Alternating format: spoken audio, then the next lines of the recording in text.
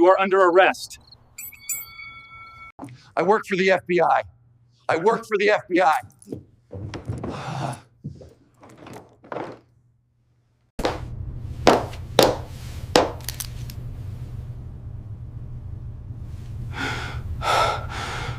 I heard the front door slam open before I even got a chance to put my coffee down. It wasn't a knock. It wasn't a polite doorbell ring.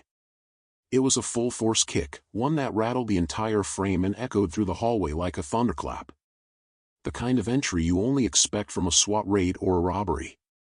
And for a second, my instincts screamed threat, but my training told me to wait. Watch. Listen. Then came the shouting. You're under arrest.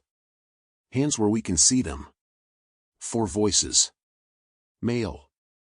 Aggressive. Trying to project power. But none of them sounded like they knew how to take control of a room, not the way real officers do. There was a rhythm to real police presence. A tone. These guys?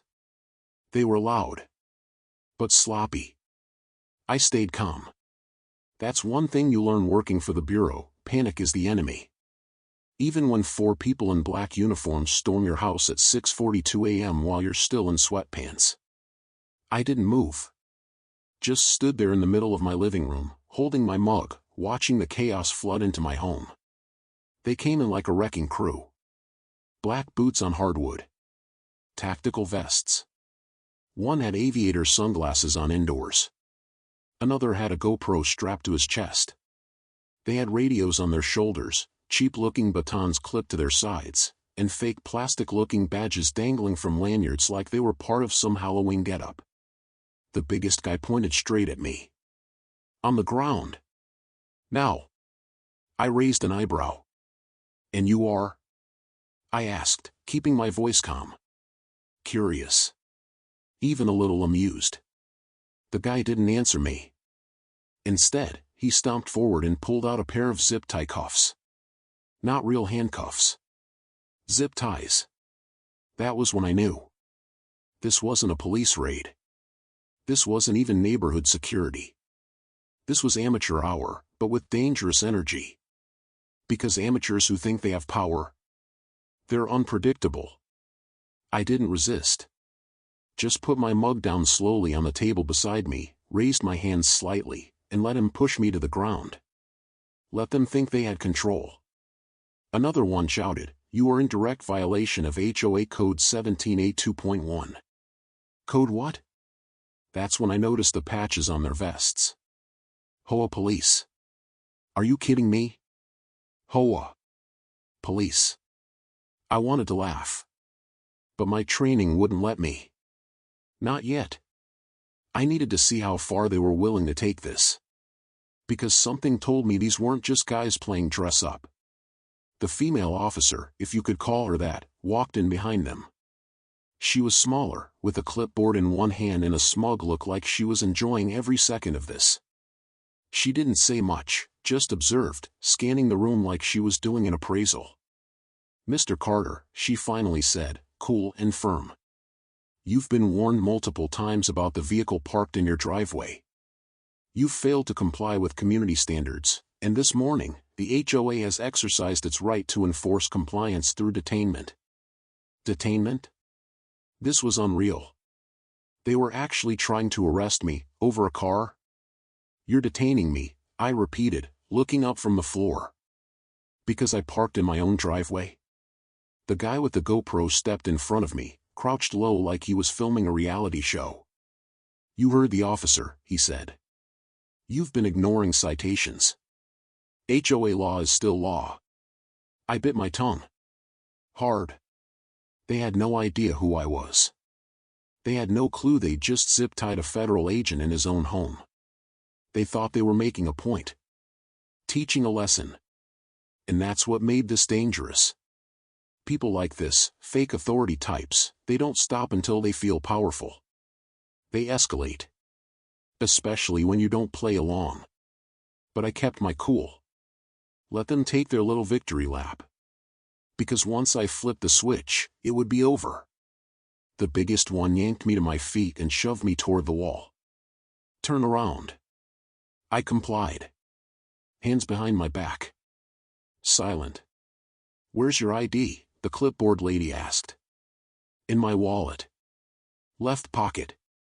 She nodded to one of the guys, who eagerly reached in, pulled out my wallet, and started flipping through it like he was on some kind of treasure hunt. Then he stopped. He saw it. My bureau credentials. His eyes froze on the badge, the real one. The one that wasn't made of plastic or printed in someone's garage. Boss, he mumbled, glancing at the woman. She walked over and snatched the wallet from him. Her expression changed the second she saw the letters. Not fear. Not yet. But a pause. That kind of mental hesitation where your brain hasn't caught up to what your eyes are seeing. What is this? She asked, trying to sound dismissive. Exactly what it says, I replied, my voice flat. Controlled. I'm with the FBI. You've just illegally entered the home of a federal officer and attempted to unlawfully detain him. No one moved. For a moment, the room was silent except for the soft beep of the GoPro still recording. Then I added, you have about 10 seconds to start thinking very, very carefully about your next move. GoPro guy lowered his camera. The zip tie guy stepped back. The woman held my wallet like it had turned into a live grenade. You could have said something, she stammered. I did. I asked who you were, I said. You responded by zip-tying a federal agent in his own home. You're not supposed to park a non-standard vehicle. Save it, I cut in. You've already crossed the line. And this little performance? It's all on camera. Including your faces. Your voices. Your unauthorized entry. Your use of force. Your attempt to impersonate law enforcement. The air got heavier.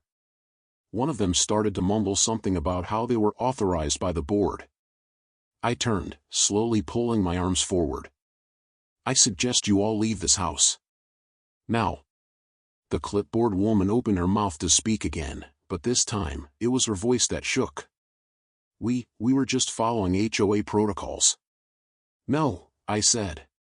You were playing cop. And then I turned toward the hallway, walked over to the bookshelf, opened a small drawer, and pulled out the second phone, the one connected to a secure line. I dialed a number I hadn't called in a long time. Not since we wrapped up the operation in Oregon last year. A voice answered. Carter? It's me, I said. Code 817. I've got a situation here. Need a field response team. Unauthorized impersonation. Civilian entry.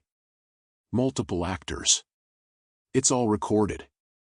The silence on the other end was immediate, followed by a calm copy that. Dispatching now. I hung up, turned back to the group. They'll be here in 20 minutes, I said. You can wait here and explain yourselves, or you can leave and we'll come find you later. Your call. The clipboard dropped. One of the men turned and practically bolted out the door. Another hesitated, then followed. GoPro guy looked like he was about to cry. Only the woman stayed frozen. You don't understand what it's like here, she said. These people, they break the rules, they walk all over the community, we're just trying to keep order. You don't get to enforce the law, I replied. You get to send emails and hold bake sales. That's your lane. And you just swerved way out of it. She didn't answer. I watched as she slowly backed out the door, her face pale. I picked up my coffee mug from the table. Took a long sip. Still warm. Then I walked over to the GoPro left on the floor. Picked it up. Pocketed it. It was going to be excellent evidence. The rest of the morning passed in silence. Until I heard the knock. 3 quick taps. This time, it wasn't a kick. I opened the door to find 2 black SUVs pulled into my driveway. 2 agents stepped out, familiar faces. One nodded to me. You okay? He asked. I nodded. They're gone. For now. He glanced around. You want us to track them down? "Oh," I said, "we will. But not today." He raised an eyebrow. "I want them to think they got away with it. Just for a little while." He smiled. "Classic Carter," he said. "You always did like to let 'em hang themselves with their own rope." And I did. Because this wasn't just a stupid mistake. It was a pattern. A pattern I was about to rip wide open. But I needed to be patient. Let them feel untouchable. Then, we dropped the hammer. Hard. They didn't come back that day. Not the next. Not for an entire week. But I knew they would.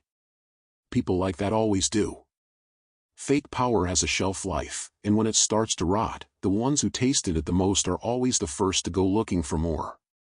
Especially when their ego's bruised and their neighbors start whispering. I saw one of them 2 days later, at the local coffee shop just a few blocks from my neighborhood.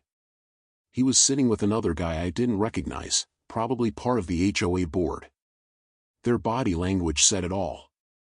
Hunched forward. Talking low. Nervous glances. No laughter. No joy. Just quiet panic wrapped in suits they thought made them look important. I didn't say anything. Just walked past them, grabbed my drink, and made sure they saw me when I turned around. No smile. No nod. Just a quiet reminder that I wasn't going anywhere. And they were being watched. Back at home, I started pulling threads. Quietly.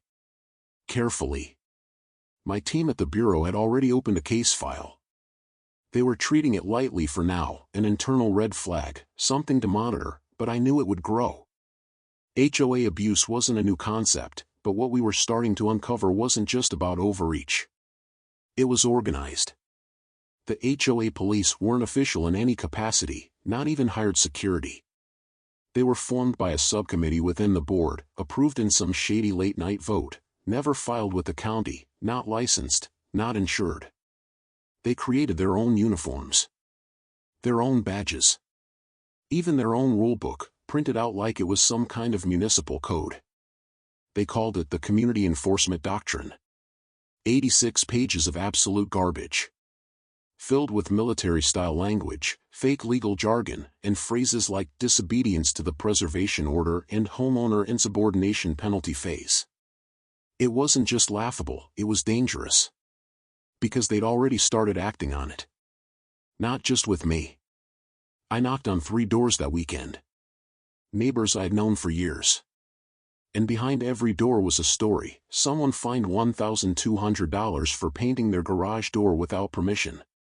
Someone else whose 17-year-old daughter got threatened for playing music past quiet hours. Another who'd received a letter that included the line, "Non-compliance may result in tactical response." Tactical response. In a neighborhood where we have cul-de-sacs and lemonade stands and retired teachers walking their dogs. This wasn't HOA policy. This was a fantasy.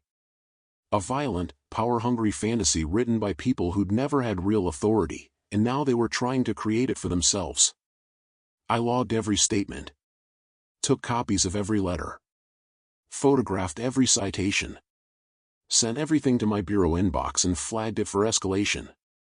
Because now it wasn't just about me. It was about protecting people who had no idea what was coming. The next time I saw the woman, clipboard lady, it was at the HOA monthly meeting. Open to residents, held in the community rec center. Normally about 10 people showed up. This time, the place was packed. Word had gotten out. The stunt they pulled at my house had spread fast, not just through the neighborhood, but through social media. Someone had apparently caught the tail end of the chaos on a Ring doorbell across the street and uploaded it. 30 seconds of footage, showing 4 uniformed HOA officers storming into my house, followed by screams, followed by silence. The video had racked up over 60,000 views in 3 days. They tried to take it down. Didn't matter. It was already copied and reposted. Everyone had seen it. And everyone was wondering the same thing. Who gave the HOA the right to act like the police? Clipboard lady, her name was Heather, by the way, walked into that meeting with a forced smile and a stack of printed handouts. Tried to pretend nothing had happened. Like she was just a concerned citizen trying to keep the community safe. I sat in the back row. Let her talk. She opened with a speech about community standards, about safety, about preserving property values. She said the HOA police were necessary because certain residents believe they are above the rules. That was my cue. I stood up. Calmly. Didn't say a word. The room went silent. Heather paused. Her smile twitched. "Do you have a question?" she asked, like she was trying to keep control. "I do," I said. "What are the legal credentials of the HOA police?" She blinked. "Excuse me? Are they licensed security personnel? Certified by the state? Background checked? Trained in use of force policies?" Heather shifted. "They are appointed by the board." "That's not what I asked." The room got quieter. Someone in the front row turned to look at her. Another person pulled out their phone and started recording. Heather straightened her back. "Mr. Carter, this is not the place for personal grievances." "Oh, I agree," I said. "But when a civilian task force breaks into a resident's home, uses force, and attempts to perform an arrest while impersonating law enforcement, it stops being personal. It becomes federal." That was when she cracked. Her face went red. She slammed her hand on the podium. "You have no idea what it's like trying to manage this neighborhood.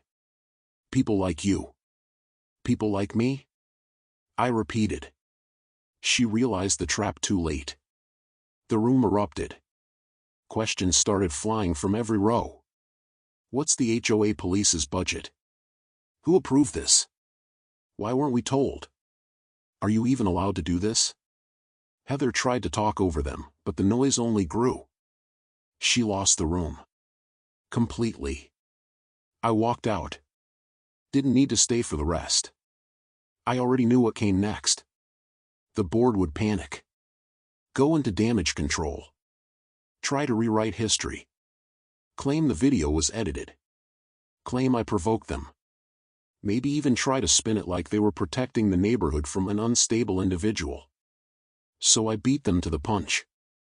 I sent everything to a contact at the local news station. Every document. Every quote. Every letter. The GoPro footage. The testimonies. The fake rulebook. The fake uniforms. All of it. By Monday morning, it was on the evening broadcast. Fake police force created by HOA board sparks federal investigation. They ran my face blurred, name withheld. But the story? It blew up. And that's when the calls started coming. A lawyer representing a different neighborhood 3 towns over. Same story. Rogue HOA members trying to act like they were above the law.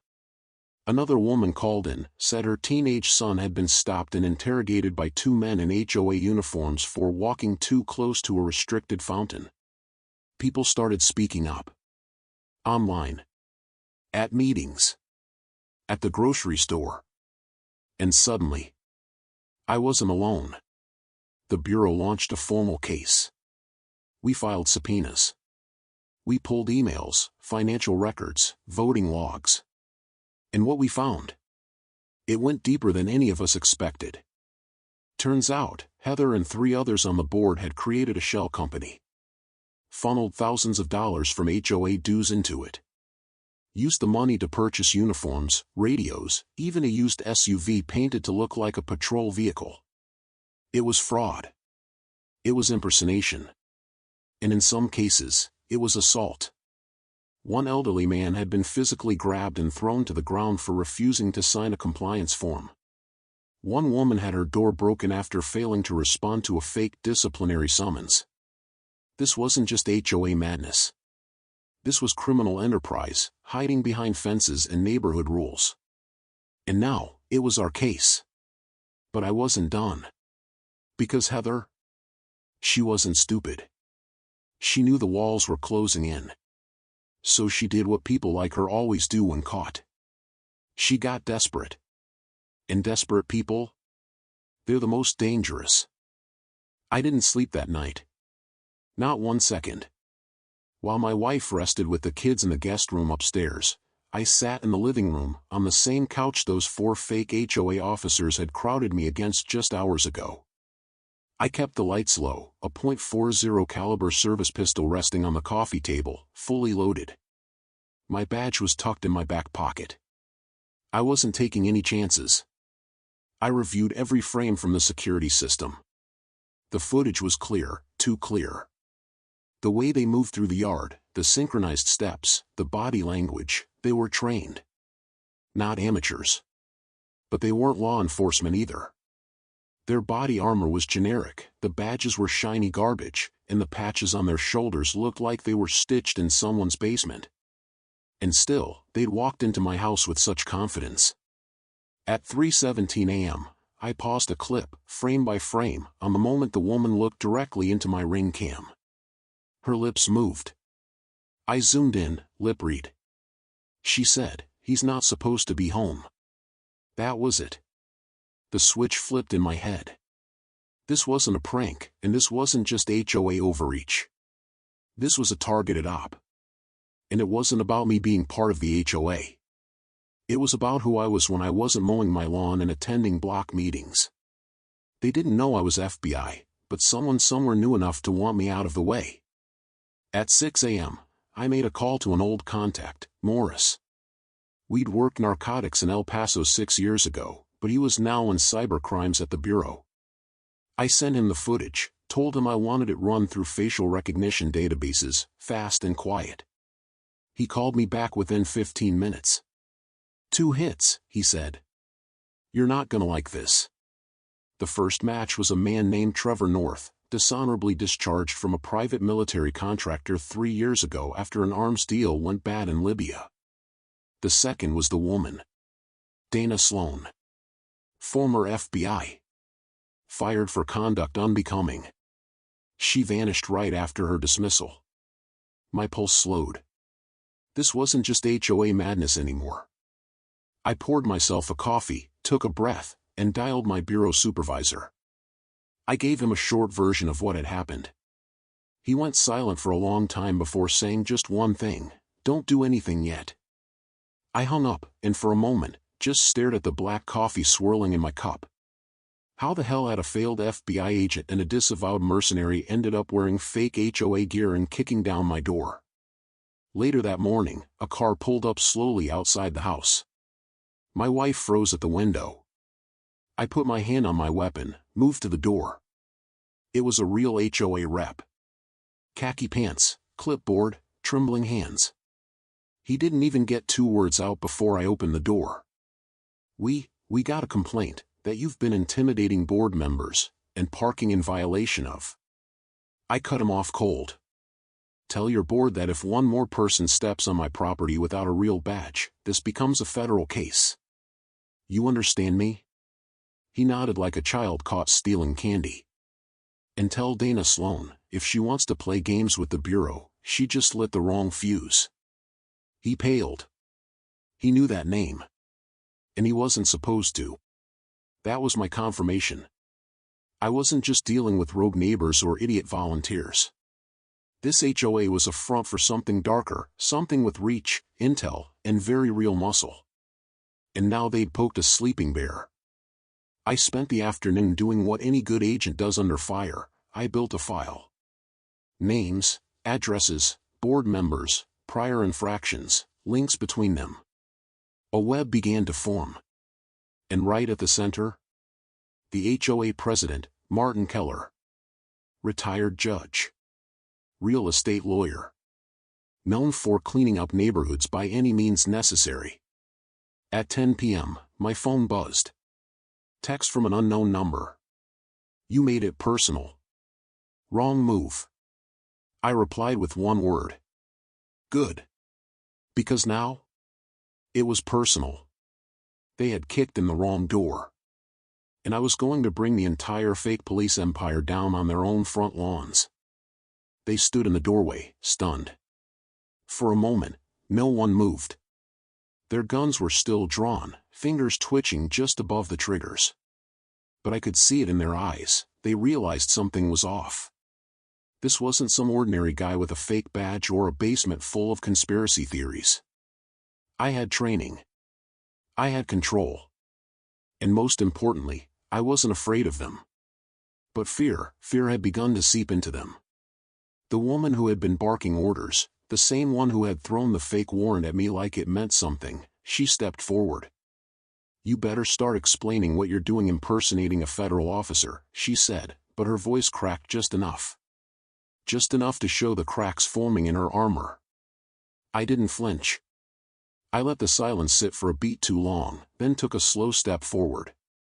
"You walked into the wrong house," I said. "And now, you're going to tell me who sent you. Because you're not HOA. And you're sure as hell not real law enforcement." Their eyes shifted again. The two in the back, tall, muscular, trying way too hard to play the intimidation card, looked at each other with hesitation. One of them lowered his weapon, just slightly. "Back off," the leader snapped. "He's trying to confuse us." But the cracks were growing faster now. I stepped toward them slowly, hands still raised just slightly. My tone was calm, but beneath it was steel. "If you were real officers," I continued, "you'd know how many federal laws you just violated by storming into my house with forged documents, unregistered weapons, and no jurisdiction. You'd also know that this neighborhood is under surveillance. And that I never go anywhere without backup." That last part was a calculated bluff, at least for now. I didn't need them to know I was off duty. I needed them rattled. I needed them talking. That's when something unexpected happened. The third man, the youngest of them, probably early 30s, stepped forward. "I didn't sign up for this," he muttered. "This was supposed to be easy. Just scare the guy." The leader turned on him instantly. "Shut up, Josh." But it was too late. The name was out. And he had given me something even better, doubt. "Josh," I repeated, fixing my eyes on him. "You just made the smartest move of your life. Keep talking." "You don't understand," he said, voice trembling.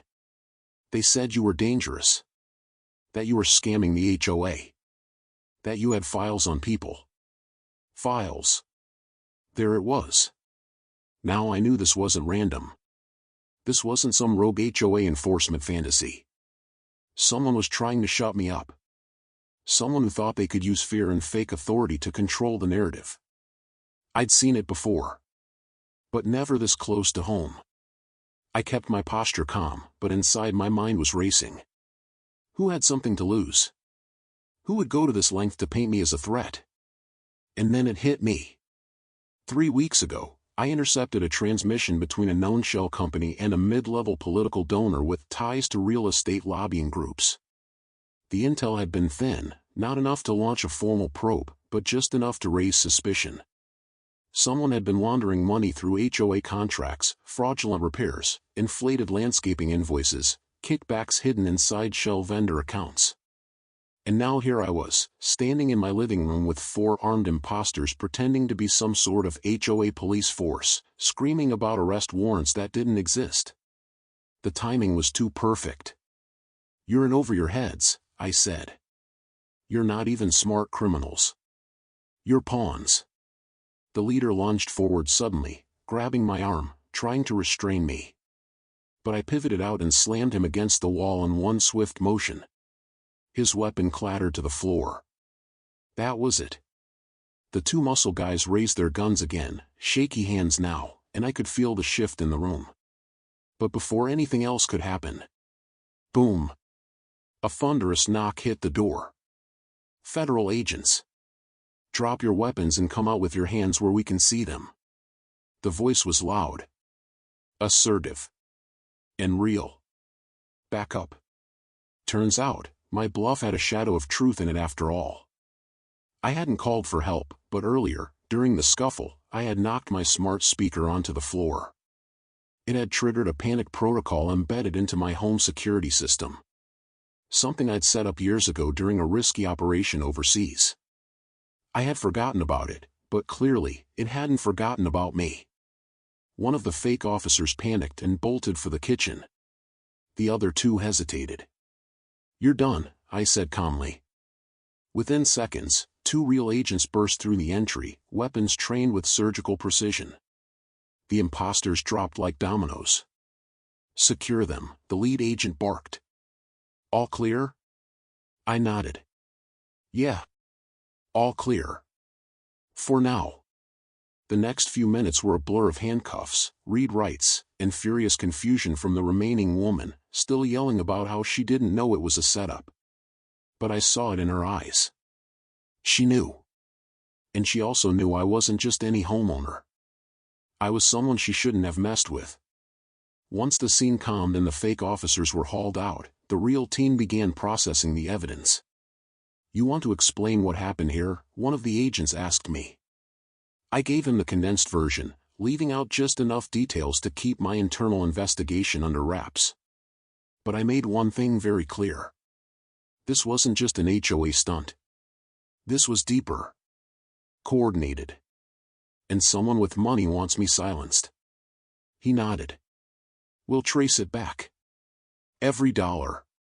As I looked around my ransacked house, bookshelves knocked over, furniture broken, the front door splintered off its hinges, I realized something chilling. If I hadn't been trained, if I hadn't stayed calm, if I hadn't scared them into hesitation, I might not have walked away from this at all. And worst of all, they almost got away with it.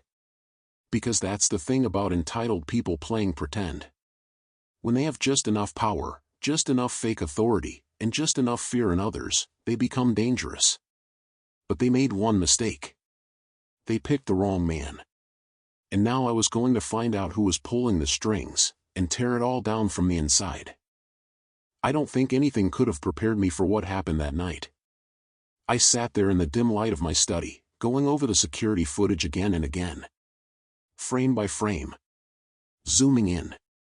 Enhancing. Slowing it down.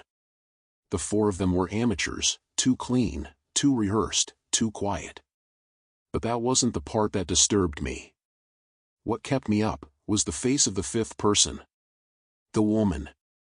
She wasn't just part of the act. She was leading it. And something about her was off. Her posture. Her training. She wasn't some HOA busybody on a power trip, she had tactical movement. Precision. She knew what she was doing, and I was done underestimating her.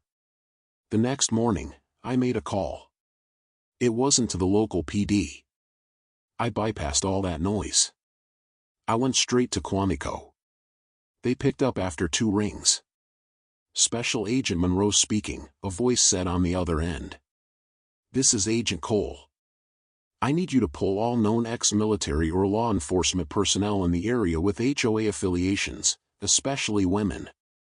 High likelihood of impersonation and prior tactical training." There was silence. Then, "You got a situation?" I stared out the window at the quiet street, where a jogger passed by with a dog, clueless to what had happened just a night ago. "Yeah. And it's bigger than I thought." Over the next few hours, the Bureau sent over files, 3 suspects with backgrounds in private security. All connected to a housing development about 6 miles away. But one file was redacted. Almost completely blacked out. It was her. Agent Monroe called again. "She's not HOA," he said. "Not officially. She was discharged 3 years ago. Not dishonorably. Just, quietly. That meant off the books. That meant covert ops. And now, she was playing sheriff in suburbia? Why? I didn't wait for clearance. I drove out there that night. Parked 3 blocks away, dressed plain. No badge. No agency credentials. Just a flashlight and instincts. It was a gated community, ironic. The gate was wide open. As I walked past pristine lawns and holiday lights, I could feel the hum of something wrong. A chill in the air that wasn't weather. The community center was still lit up. Too late for meetings. I made my way around back, keeping to the shadows. I saw her car, same black SUV from the break-in footage. But I wasn't the only one watching. Someone behind me coughed. I turned fast, hand on my concealed weapon, but it was a kid. A teenage boy on a bike. "You looking for Karen?" he asked, totally casual. I hesitated. "Karen?" He nodded. "Lady who runs this place. Everyone calls her that. She's in charge of the HOA patrol." He made air quotes with his fingers. "Of course. A Karen with military training. She lives around here?" He pointed across the street. "Blue house. She's always yelling at people. My dad said she made someone cry for leaving a trash can out an extra hour." I gave him a smile and slipped him a $20. "Thanks, kid." He grinned and rode off. I stood there for a second. Processing. A woman with possible black ops history was running a personal militia, in a neighborhood where people were too scared to question the rules. This wasn't HOA politics. This was organized manipulation. As I approached her house, I noticed something odd: 3 different security cameras. All pointed inward. She was paranoid. And that meant there was something she was hiding. I slipped around back again, used the tiniest pocket tool to crack the latch on her fence. No alarm. Either she was too confident, or she didn't think anyone would dare. Inside, the yard was bare. But there was a shed. Unlocked. I opened it quietly, stepping in. And there it was. Files. Photos. Surveillance maps. Notes on residents. Detailed routines. Vehicle logs. License plates. Not just for her own street, but multiple communities. She was building profiles. Like a local intelligence agency. Suddenly, headlights. Someone pulled into the driveway. I froze. Through the crack of the shed door, I saw her step out. Still wearing the same black tactical outfit. Hair tied tight. Walkie clipped to her vest. Then, she stopped. Turned her head. And looked straight at the shed. She knew. I didn't wait. I kicked the door open and sprinted for the back wall, vaulted over it before she could draw. I heard her shouting into her radio. Then tires screeching. Someone else was out there. I ducked between houses and kept running until I reached my car. But before I drove off, I saw something in the rearview mirror. A dark figure on the roof of her house. Watching me. No movement. Just watching. I gripped the wheel tighter. This wasn't just someone pretending to be HOA. This was something darker. She wasn't alone. She had a network. And I had just poked the hive. The second the cuffs clicked on my wrist, something inside me snapped. Not in anger, not in fear, but in focus. I'd been trained for chaos. But never in my own home, by people pretending to be the law. They dragged me out of my living room like I was a drug lord. The woman, the one who led the fake HOA, she followed behind them, filming me with her phone like she had just caught a fugitive. She was smiling. Actually smiling. I'll never forget that. "What are the charges?" I asked, calmly. "You'll find out soon enough, tough guy," one of the fake officers muttered. Outside, neighbors were beginning to gather. Phones were out. People gasping. One of them, Mrs. Henderson, started yelling at the fake HOA officers. "You can't arrest him. That's Agent Kyle from the Bureau. You people are insane." They froze. For a second, I saw a flicker of panic in the eyes of the tall HOA officer with the goatee. He turned to the woman and said, "Shut your mouth, ma'am. This doesn't concern you." But it did. And soon, it would concern the entire neighborhood. They threw me into the back of their vehicle, unmarked, by the way, just a black SUV with magnetic stickers slapped on the sides. HOA Enforcement Unit. Cute. But I didn't struggle. I let them think they'd won. Because they had just made the biggest mistake of their lives. and I was about to show them what it meant to arrest a federal agent without knowing it. My neighbor Jackson, a retired Marine, ran up to the SUV just before they pulled away. "That's Agent Kyle, you morons. I served with him on a joint task force in 2013. What the hell are you doing?" The driver rolled up the window like Jackson was some stranger. And they sped off, southbound. Away from the neighborhood. Into the industrial district. Now I was sure of it, they weren't bringing me to any station. They were trying to disappear me. Inside the vehicle, the female officer sitting next to me, if you could even call her that, kept glaring. "You're awfully calm for someone about to go down." I smiled slightly. "Let me guess. You think I'm some cartel guy pretending to be FBI? That's the story she fed you, right?" I nodded toward the woman in the passenger seat. She said I was a danger to the community. That I was impersonating a federal agent. No one responded. But the tightening of their jaws told me everything I needed to know. They had no clue who they were messing with. By the time we pulled into a run-down warehouse parking lot, I had already counted 6 errors in their operation. No backup. No radio comms. No dashboard cams. No Miranda rights. No evidence procedures. And no visible ID. These weren't amateurs. They were something worse, people pretending to be professionals. And those are the most dangerous kind. They opened the door and dragged me into the warehouse. Inside, there were boxes. Metal tables. Zip ties. A camera setup. This wasn't an arrest. This was a setup. They thought they were going to force a confession out of me, maybe film me admitting to some made-up crime and then blackmail me. I'd seen this tactic used by real gangs in Eastern Europe. Only this wasn't Prague. This was suburban America.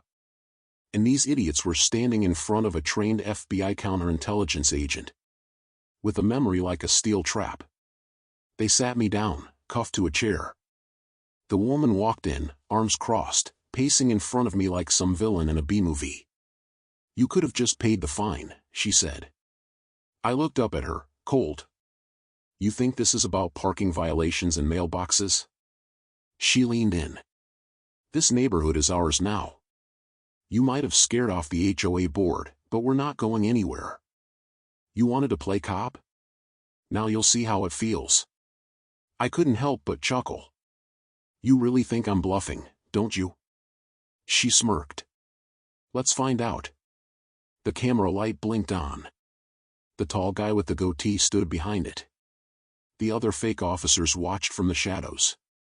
She began her speech, something about exposing corruption in the neighborhood, painting me as a rogue agent who forged credentials. She even held up a fake badge they clearly made to prove their side. Then she pointed at me. "Confess. On camera. Admit who you really are." And that's when I finally decided to end the game. I shifted my cuffed hands slightly, activating a small pressure switch in my sleeve. The moment I felt the vibration in my wristband, I knew. Signal sent. Location locked. Response initiated. Her speech faltered as I smiled at her. "You've got about 90 seconds before this place turns into a very uncomfortable party for you." The room fell silent. "What did you do?" she hissed. "I called some friends," I said. "The kind that don't knock twice." Suddenly, outside the warehouse, the silence broke. Helicopter blades. And then, sirens. A lot of them. The moment the trial began, the courtroom was packed. I walked in wearing a calm expression, but inside, my nerves were steeled like never before. This wasn't just about me anymore.